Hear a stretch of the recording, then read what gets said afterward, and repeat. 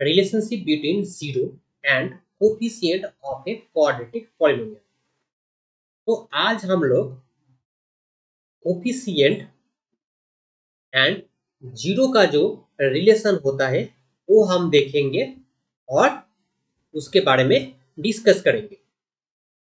If alpha and beta are zero of x square plus B x plus C, यहाँ पर X square B x plus C एक quadratic polynomial है। इस quadratic polynomial का अगर zero alpha and beta होगा तो sum of zero means alpha plus beta equal to होगा minus coefficient of x by coefficient of x square. Coefficient of x means b, इसलिए ये हो जाएगा minus b, and coefficient of x square means a, इसलिए हो जाएगा a. So sum of the zero equal to होता है minus b by a, and product of the zero means alpha into beta equal to होता है constant term by coefficient of x square. So constant term means c and coefficient of x square यहाँ पर क्या है a, इसलिए a हो जाएगा a. So product of the zero equal to होगा सी बाय ए। सो यही होता है जीरो एंड कोफिशिएंट का रिलेशन एक क्वाड्रेटिक पॉलिनोमियल में। तो हम लोगों ने देखा कि x square plus B x plus c अगर एक क्वाड्रेटिक पॉलिनोमियल होगा और उसका अगर जीरो अल्फा एंड बीटा होगा तो sum of zero equal to होता है minus coefficient of x by coefficient of x square means minus b by a, and product of the zero equal to होता है alpha into beta means constant term by coefficient of x square. So constant term यहाँ पर क्या है सी and coefficient क्या है X square का A. So product of the zero क्या होगा सी बाई ए। सो हम लोग को ए याद रखना पड़ेगा, sum of zero equal to होता है minus b by a, and product of the zero equal to होता है c by a. Exercise 2.2, find the zero of the following quadratic polynomial and verify the relationship between the zeros and coefficient। तो यहाँ पर एक quadratic polynomial है। इस quadratic polynomial का पहले हम लोगों को जीरो निकालना पड़ेगा, उसके बाद जीरो और कोफिशिएंट का जो रिलेशनशिप है उसका वेरीफाई करना पड़ेगा। तो किसी भी क्वाड्रेटिक पॉलिनोमियल का जीरो डिटरमाइन करने के लिए हम लोग बहुत सारे मेथड अप्लाई कर सकते हैं। उसमें से जो फर्स्ट मेथड हम लोग अप्लाई करेंगे वो क्या होगा फैक्टराइजेशन मेथड। मतलब इस क्वाड्रेटिक पॉलिनोमियल को पहले हम लोग फैक्टराइजेशन मेथड से फैक्टर करेंगे। तो यहाँ पर एक्स स्क्वायर का कोफिशिएंट कितना है 1 और 8 का कोफिशिएंट कितना है, सॉरी कांस्टेंट टर्म कितना है 8। सो एक्स स्क्वायर का कोफिशिएंट और कांस्टेंट टर्म का हम लोग पहले मल्टीप्लिकेशन करेंगे। अब इसमें हम लोग देख रहे हैं कि कांस्टेंट टर्म में माइनस साइन है और कोफिशिएंट में प्लस साइन है। मतलब जो प्रोडक्ट हमें मिलेगा उसको पहले हम लोग फैक्टर करेंगे, उस प्रोडक्ट का हम लोग फैक्टर करेंगे। फैक्टर करने के बाद सब्ट्रैक्शन करके हम लोगों को इस वैल्यू लेके आना है। तो 8 का अगर हम लोग फैक्टर करेंगे तो क्या होगा 1 इंटू 8। अगर हम लोग 8 माइनस 1 करेंगे तो कितना आता है 7। सो ये लेकिन हम लोगों को क्या लेके आना है 2, इसलिए हम लोग 1 और 8 नहीं लेंगे 8 का फैक्टर। अब अगर 8 का हम लोग ऑड भी फैक्टर करेंगे तो कितना आता है 2 इंटू 4। अब हम लोग 4 माइनस 2 करेंगे तो कितना आता है 2, इसलिए हम लोग यहाँ पर 8 का जो दो फैक्टर आता है 4 एंड 2 वही लेंगे, क्योंकि 4 माइनस 2 करके 2 आता है और यहाँ पर कितना है 2, इसलिए हम लोग ये दो फैक्टर यहाँ पर लेंगे। तो चलिए,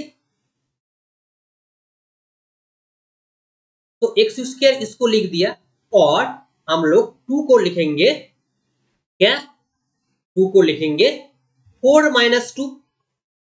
तो 4 माइनस 2 मतलब कितना हुआ 2x। अगर हम लोग इस तरह से इसको देखेंगे तो अगर आप इस तरह से देखेंगे तो ये क्या हो गया एक्स स्क्वायर, यहाँ पर देखिए माइनस रहे, यहाँ पर क्या हुआ 4 माइनस 2। तो 4 माइनस 2 मतलब कितना होता है 2, और यहाँ पर हम लोग इसको x रखेंगे, उसके बाद जो कांस्टेंट टर्म है उसको रख देंगे। उसके बाद अगर यहाँ पर हम लोग आएंगे तो ये क्या हो गया एक्स स्क्वायर, यहाँ पर क्या हो गया माइनस 4x, और यहाँ पर क्या हो गया प्लस 2x, और क्या हुआ माइनस 8। अब यहाँ पे हम लोग इस साइड से हम लोग x कॉमन लेंगे, अगर x कॉमन लेंगे तो क्या हो गया x माइनस 4, और इस साइड से हम लोग 2 कॉमन लेंगे तो कितना हो गया x माइनस 4। तो यहाँ पर और यहाँ पर x माइनस 4 क्या हुआ कॉमन हो गया, तो यहाँ पर x माइनस 4 कॉमन हो गया, तो यहाँ पर क्या रहा x, तो यहाँ पर x आ गया, उसके बाद यहाँ पर क्या रहा प्लस 2, तो ये क्या हो गया plus 2। So x square minus 2x minus 8 का फैक्टर क्या का है x minus 4 and x plus 2। हम लोग जानते हैं कि जीरो के लिए क्वाड्रेटिक पॉलिनोमियल का वैल्यू क्या हो जाता है 0 हो जाता है, इसलिए x माइनस 4 और x प्लस 2 का वैल्यू क्या होगा 0 होगा, क्योंकि 0 के लिए x square minus 2x minus 8 इसका वैल्यू कितना हो जाएगा 0 हो जाएगा, और 0 के लिए x square minus 2x minus 8 का वैल्यू क्या हो जाता है 0 हो जाता है। मतलब 0 इक्वल टू क्या होगा x minus 4 into x plus 2। तो हम लोग जानते हैं जो दो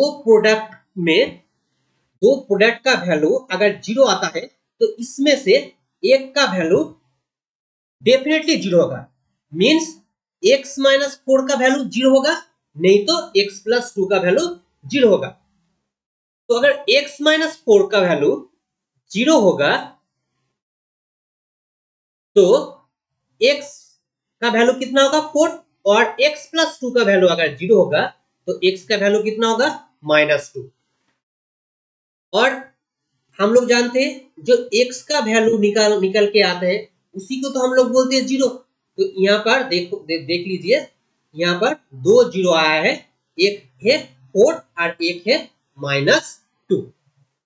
तो इस पॉलिनोमियल का जो 2 0 आया है उसका वैल्यू है 4 और माइनस 2, मतलब हम लोग का 0 निकालने का काम ओवर हो गया है। अब हम लोग वेरीफाई करेंगे 0 एंड कोफिशिएंट का जो रिलेशन होगा उसका हम लोग वेरीफाई करेंगे। तो सम ऑफ 0 मतलब क्या होता है 2 0 है 4 और माइनस 2, तो हमने 4 और माइनस 2 का 0 किया तो कितना आया 2, इसको हमने इक्वेशन नंबर 1 दे दिया। और हम लोग सम ऑफ 0 का एक फॉर्मूला देखा था, वहां पर क्या देखा था जो alpha plus beta equal to होता है minus coefficient of x by coefficient of x square. तो यहाँ पर कोफिशिएंट ऑफ x कितना है माइनस 2, इसलिए यहाँ माइनस 2 हो जाएगा, और कोफिशिएंट ऑफ एक्स स्क्वायर कितना है 1, इसलिए 1 हो जाएगा। तो माइनस एंड माइनस में कितना हो जाएगा प्लस हो जाएगा, और 2 को अगर 1 से डिवाइड करेंगे तो 2 आ गया। तो सम ऑफ 0 का वैल्यू हमने देखा 2 और फॉर्मूला मेथड से भी देखा 2। सो 1 और 2 क्या हो गया, वेरीफाई हो गया।